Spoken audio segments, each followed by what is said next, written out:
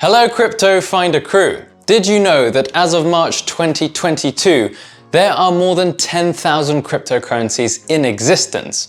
However, did you also know that the top 20 coins account for about 87% of the entire crypto market?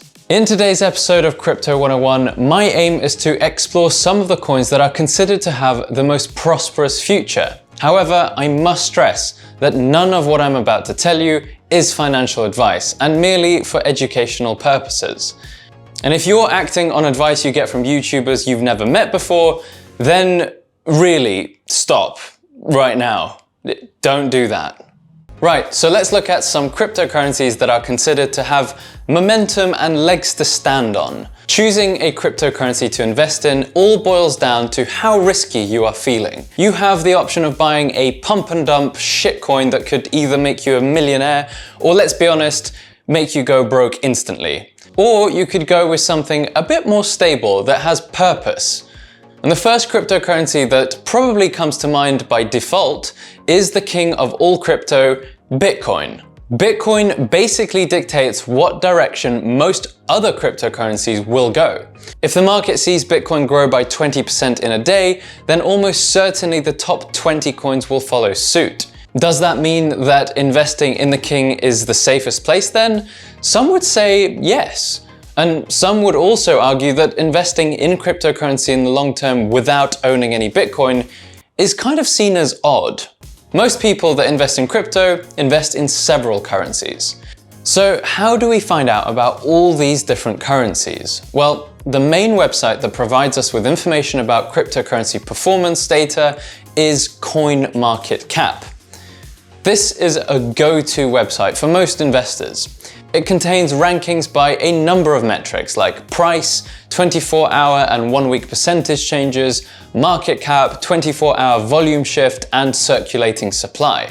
Since this is a Crypto 101 tutorial, let me break down each one of these, and if you're already familiar with them, then feel free to use the timestamps down below to skip this part. So let's make this quick and simple. The 24-hour and 1-week percentage shift. This is somewhat self-explanatory. It basically indicates how much the price has shifted in each time frame as a percentage. Next, the market capitalization, also known as market cap. This refers to the total value of the coin's circulating supply. This is calculated by multiplying the price of a coin by its total number of circulating coins. Next, you're probably asking, what is circulating supply? Well, this is the amount of coins that are circulating in the market and are in public hands. This is the number of coins that have been mined so far, minus the coins that have been knowingly burned. Or in other words, destroyed. Yes, that happens in cryptocurrency. Coins get destroyed. And finally, price. The price is calculated by dividing the circulating supply by the market cap. So what does all of this mean? Well, first of all, it means you should not be looking at the price of a coin as guidance to its level of success. If a coin's price is 1 cent, then that does not mean it will one day be worth $45,000 like Bitcoin is now. Each coin has a different total supply, which in turn dictates how much coins are worth as we divide the circulating supply by the market capitalization. In other words, the most important figure to look out for is the market capitalization, not the price.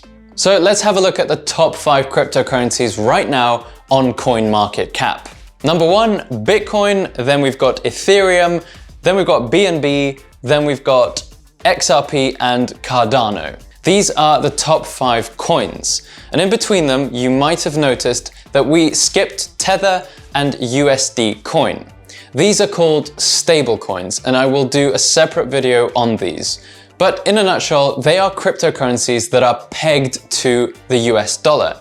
So 1 USDT equals 1 US dollar, and the same applies to USDC. They are not a coin to invest in. Instead, they are utilized in your trading as a liquid coin. So rather than trading your cryptocurrency straight for cash dollars, you just keep it in cryptocurrency in the virtual dollar. So back to the top 5. By sorting the coins by market cap, this will give you a better understanding of which coins have the most invested in them. And the more that's invested in them, the lower the risks are. in theory. When buying a cryptocurrency, the first thing you want to do is read up on what the coin is about. You can do this by clicking on the coin and then scrolling down to the About section. Here, you will be able to read up on everything you need to know about each project. I've listed the resources I use in the description of this video, and I strongly recommend doing your own research before deciding what to invest in. And definitely don't listen to YouTubers who are not qualified to give you financial advice, like me. If something isn't clear or you don't understand something, don't shy away from asking. You can even ask me in the comments of this video, which I keep an eye on, so reach out if you do have any questions, and I'll do my best to answer them. Now that I've briefly highlighted the top 5 coins on the market today, which I'll get into in more detail later in this video, the question is, does that mean that they are the ones to invest in? And the answer is not necessarily. Many people fear that buying Bitcoin now at such a high price point is pointless, but some experts estimate that Bitcoin could theoretically reach a price of $1 million.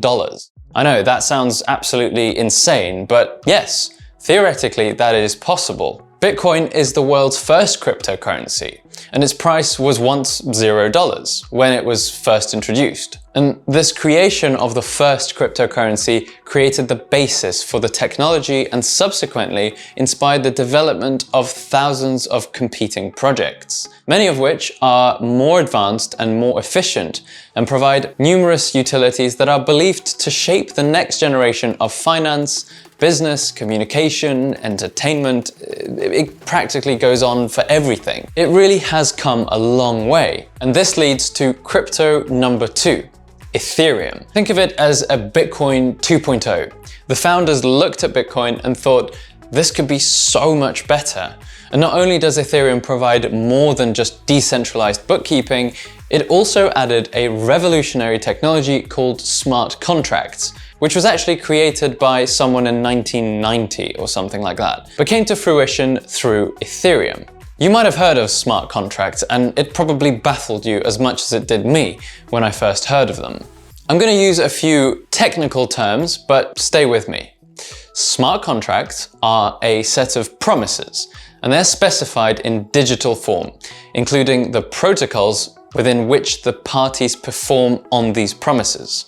So think of it as an agreement, but also the instruction on how to execute that agreement, and it's all done by a computer, not a human. What does this mean? Well, it means smart contracts are extremely secure and they are guaranteed to be executed. Furthermore, it means nobody can tamper with them. So by introducing smart contracts, which support an ecosystem of decentralized applications, also known as dApps, Ethereum expands well beyond Bitcoin's core functionality as a payment platform. So now you know about the 2 top dogs in the crypto space, you might be wondering, what's the point in investing in Bitcoin if Ethereum is so much more advanced and useful? Well, it's because Bitcoin is still the king of crypto, and it has a massive impact on the entire crypto space. Bitcoin works better as a peer-to-peer transaction system, and Ethereum works well when you need to create or build distributed applications and smart contracts. So they both have their purpose. Next in line, we have BNB, also known as Binance Coin. Aside from being the largest cryptocurrency exchange globally, Binance has launched a whole ecosystem of functionalities for its users. The Binance network includes the Binance Smart Chain, Trust Wallet, and many research projects, which all employ the powers of blockchain technology to bring new age finance to the world. And each of these are really quite important, and I'd love for you to fully understand them. Just so that this doesn't go past your ears because it's something you've never heard of, let me explain the most important part. If you remember in episode 2, we discussed the difference between coins and tokens and how coins have their own network and their own purpose. Well, Binance has 2 networks that work hand in hand. The first one is the Beacon Chain, which is primarily for a fast, secure, decentralized digital asset exchange. God, that's a mouthful. And the Binance Smart Chain network, which is for building decentralized apps, like we said, dApps, and digital assets on the blockchain, similarly to Ethereum. Now, you can probably start to see a pattern emerging here. The top 3 coins have incredible utility and have very advanced technologies that they base themselves on. But it doesn't end there, because there are many smart people out there in the world who look at the architecture of these networks and see further potential despite the huge advancements that have already been made. The original blockchain technology that was launched with Bitcoin is open source, and that means that anyone can have access to the code that it's built on. You can literally download that straight from the internet to your computer. How cool is that? Now that I've briefly shown you what the top 3 cryptocurrencies are based on, the rest of them have similar properties and further advancements. XRP, for example, which is in 4th place, its purpose is solely for global payments, meaning that Ripple, the company that owns XRP, plans to rival money transfers usually conducted by the banking system.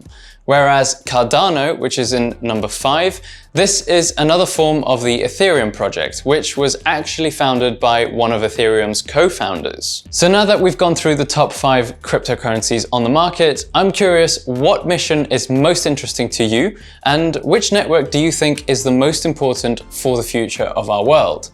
And perhaps that is the one you should invest in. To conclude, all I have to say is that do your own research and know what you're investing in before you do it.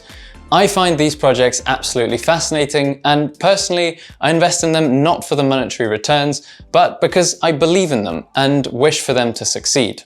And by being a part of that journey, I feel a lot more connected to the progress of the world we live in and will be living in the future. That's it for today. If you found this style of content interesting, then consider subscribing. And if you felt that I've just mansplained something very obvious to you, I'm sure you'll tell me about it in the comments. See you in the next one. Bye bye.